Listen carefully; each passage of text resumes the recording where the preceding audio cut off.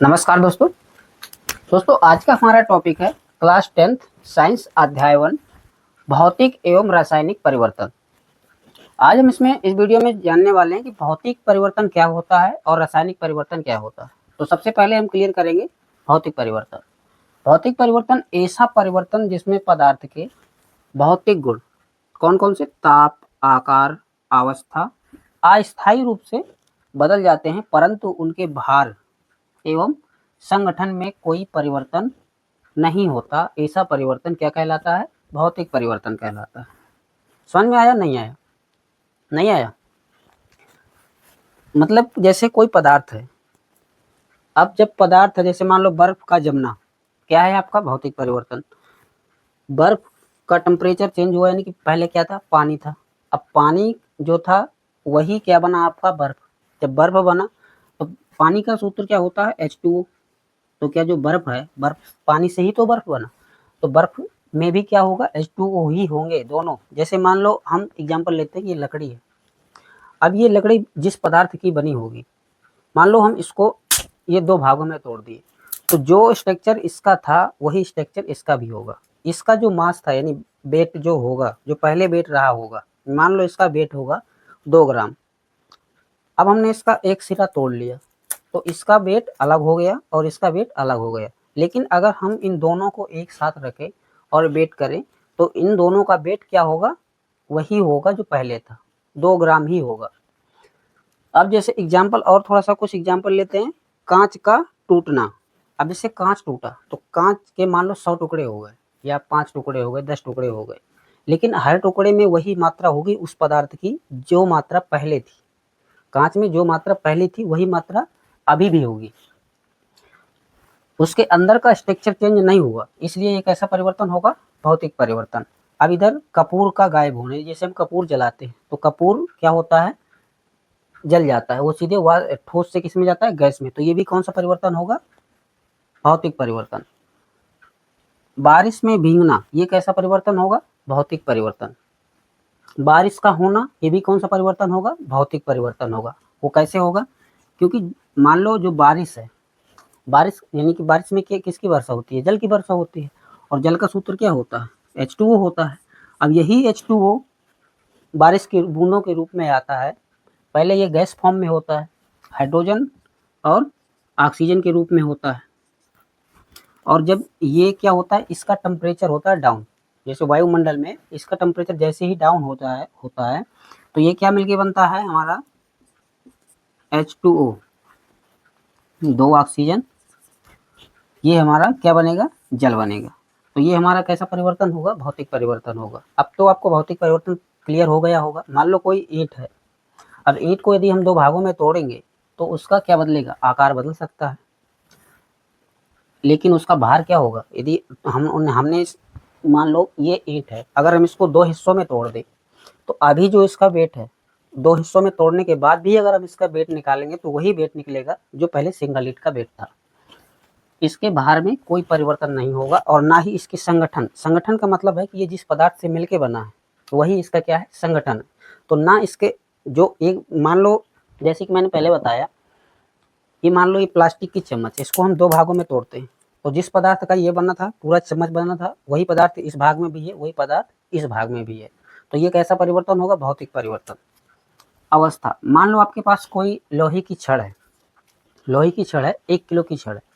अब आपने उसको क्या किया? गर्म किया। गर्म करने के बाद उसको पिघलाकर एक गोला बना लिया। तो जब आप गोले का वेट करेंगे तो उसका भी वेट क्या होगा? वही वेट होगा, 1 किलो, 1 केजी ही वेट होगा। यानी कि 1 किलो, जैसे कि मैंने बताया था कि 1 केजी की जो छड़ थी, यदि हम 1 केजी की छड़ को पिघला के एक गोला बनाते हैं तो उसका भी वेट कितना होगा? 1 केजी ही होगा। तो भौतिक परिवर्तन अब क्लियर हो गया होगा कि इसका इस अंदर का स्ट्रक्चर कोई चेंज नहीं होता। अब इसको थोड़ा सा और विस्तार से समझते हैं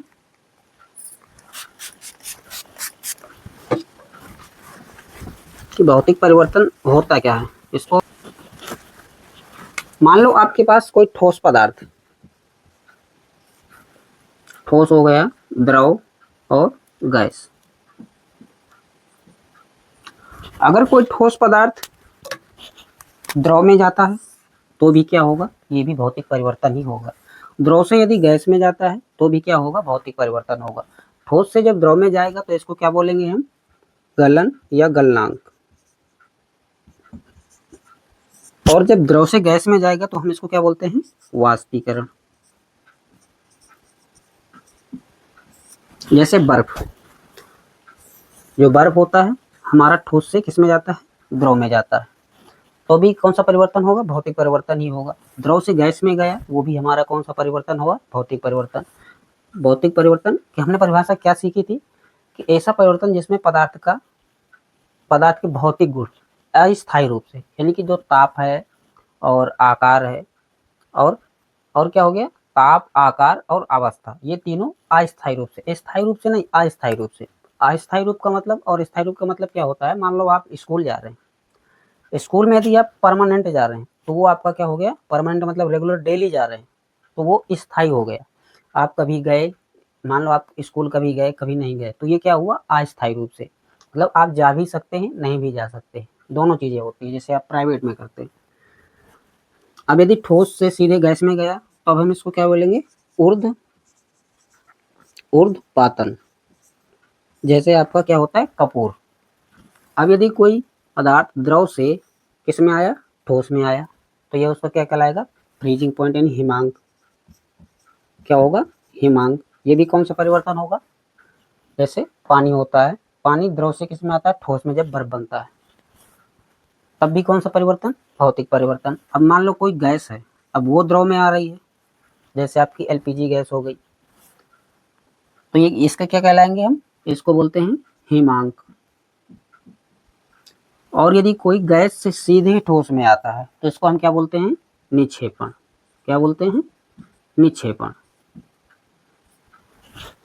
अब आपको क्लियर हो गया होगा कि भौतिक परिवर्तन क्या होता है। असल में भौतिक परिवर्तन क्या होता है, मतलब उसके अंदर का कोई स्ट्रक्चर चेंज नहीं होता, उसके अंदर वो जिन पदार्थों से मिल करके बना होता है उसको चाहे जितने भागों में विभाजित कर दो, उस पदार्थ में जो अंदर की मात्रा होती है, यानी जो केमिकल चेंजेस जो होते हैं वो सेम ही रहते हैं। पानी ठोस यानी बर्फ में रहे या द्रव में रहे या गैस में रहे, उसमें कोई चेंज नहीं होगा, उसके अंदर का जो स्ट्रक्चर है कोई चेंज नहीं होगा। जैसे मान लो कोई गैस है, गैस जैसे कि एलपीजी गैस, इसमें हमारा मिश्रण होता है मेथेन और ब्यूटेन का मिश्रण होता है। अब उस गैस को चाहे एक डिब्बे में रख लो या उसी गैस को 2 डिब्बे में बांट के रख लो या 3 में रख लो, लेकिन मिश्रण मेथेन और ब्यूटेन का सब में समान रहेगा, यानी कि आपका अंदर का स्ट्रक्चर चेंज नहीं होगा। वही परिवर्तन, ऐसा ही परिवर्तन क्या कहलाता है, भौतिक परिवर्तन कहलाता है। एग्जाम्पल तो हमने पहले बता ही दिया था कि उसके एग्जाम्पल क्या है भौतिक परिवर्तन के। अब आपको क्लियर हो गया होगा। अब हम देखेंगे रासायनिक परिवर्तन। अब इसमें हम क्लियर करेंगे रासायनिक परिवर्तन।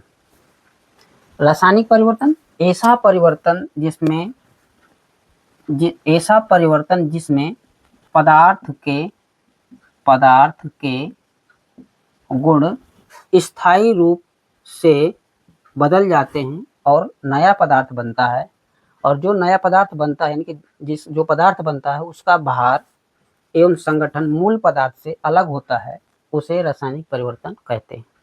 जैसे दूध का दही बनना, यानी जो दूध था हमारा वो दही कैसे बना, इसमें दूध का दही बनने में कौन सी क्रिया हुई, कौन सा परिवर्तन हुआ, रासायनिक परिवर्तन। जंग का लगना, ये कैसा परिवर्तन है, रासायनिक परिवर्तन। परमाणु विस्फोट कैसा परिवर्तन है, रासायनिक परिवर्तन। प्रकाश संश्लेषण कैसा परिवर्तन है, रासायनिक परिवर्तन। किण्वन क्रिया, आम का पकना, आम मान लो जैसे पहले कैसा था, हरा था, जब पकेगा तो पीला होगा, यानी कि उसका क्या चेंज हुआ, पहले खट्टा था अब मीठा हो जाएगा। तो उसके अंदर का क्या है, पदार्थ जिसके क्या है, ऐसा परिवर्तन जिसमें पदार्थ के गुण स्थायी रूप से बदल जाते हैं। अब जैसे केले का सड़ना, भोजन का सड़ना, सांप के काटने पर मृत होना, ये भी कैसा परिवर्तन है, रासायनिक परिवर्तन है। अब रासायनिक परिवर्तन कैसे है इसको हम समझेंगे।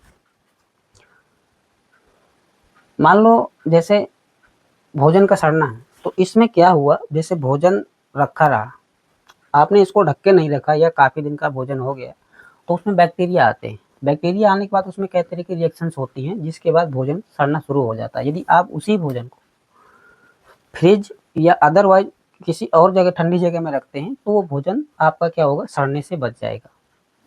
यानी कि जो रासायनिक क्रिया होती है, रासायनिक परिवर्तन जो होता है, इसमें पदार्थ का जो मूल गुण होता है, वो स्थायी रूप से बदल जाता है।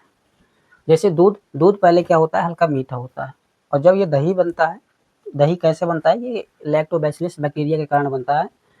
जब ये इसमें किण्वन क्रिया होती है तभी क्या बनता है, दूध से दही बनता है। और जो दूध का स्वाद था पहले मीठा था, अब क्या हुआ, जब दही बना तो ये खट्टा हो गया। यानी कि इसका जो मूल गुण था मीठा था, अब मूल गुण इसका चेंज हो चुका है, अब ये हो गया खट्टा। तो अब आपको रासायनिक परिवर्तन भी समझ में आ गया होगा। अब मिलते हैं नेक्स्ट वीडियो में हम कवर करेंगे रासायनिक अभिक्रिया एवं रासायनिक समीकरण।